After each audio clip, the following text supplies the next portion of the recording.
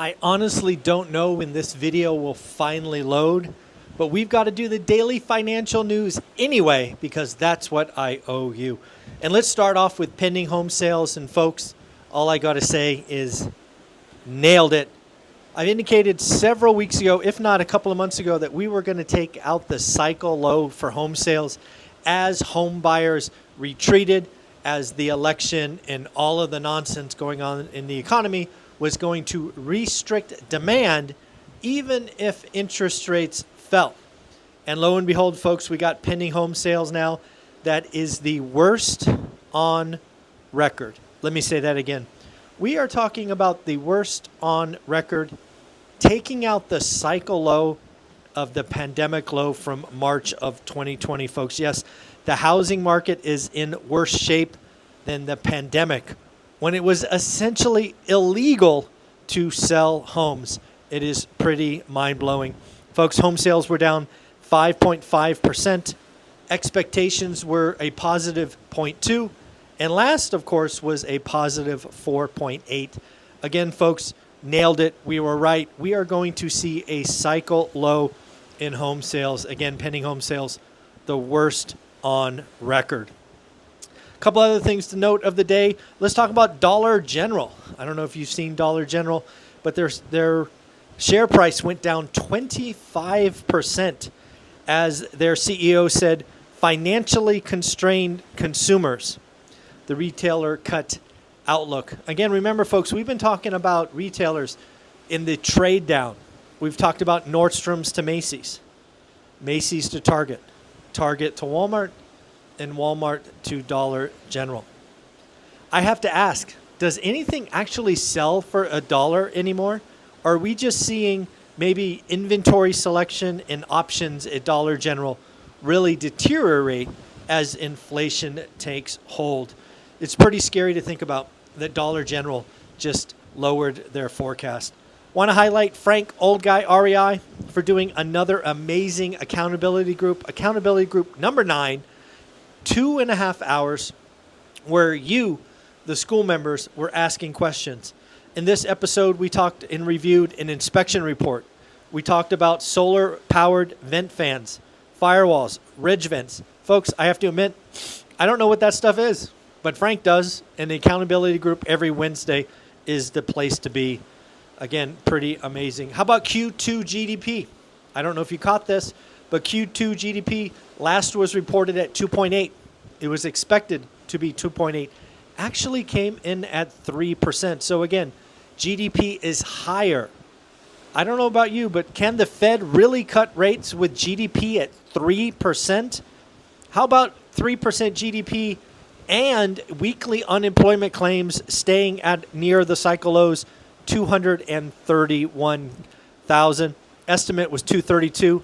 Last was reported at 232. So again, can we really cut rates in September with a 3% GDP and the employment market being relatively solid? I do not know.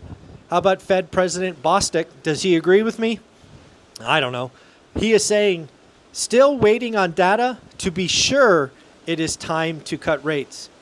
The last thing they want to do is cut rates only to have to raise them again.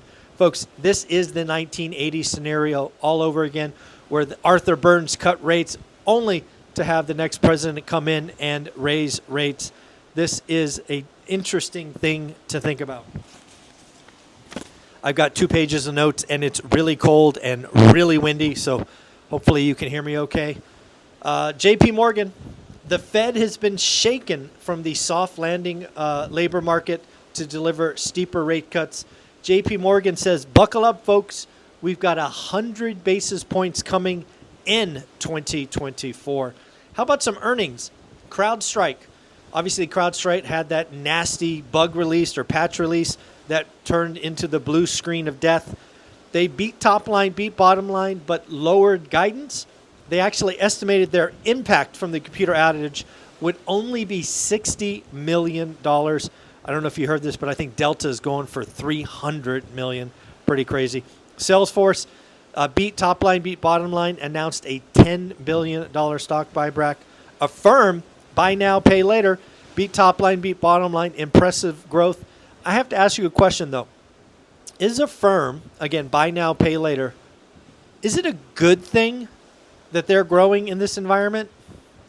Is it one of those signs that maybe the consumer is super stretched, that they're resorting to buy now, pay later?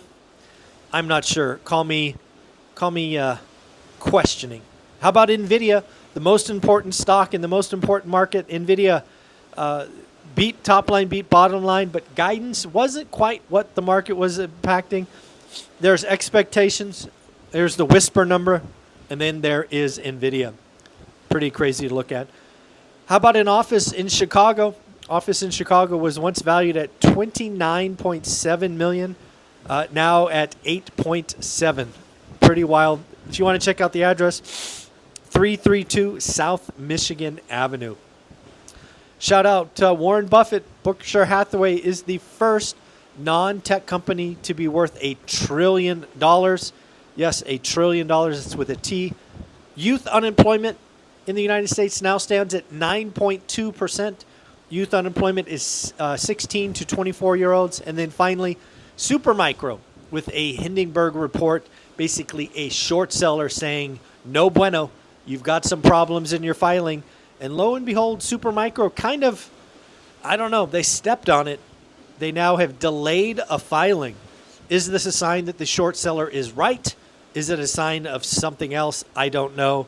But at the end of the day, folks, that was a super fast daily financial news. It is literally freezing out here. We'll give you a scan of the horizon, and then I'm going inside to get warm. All right? Have a great day.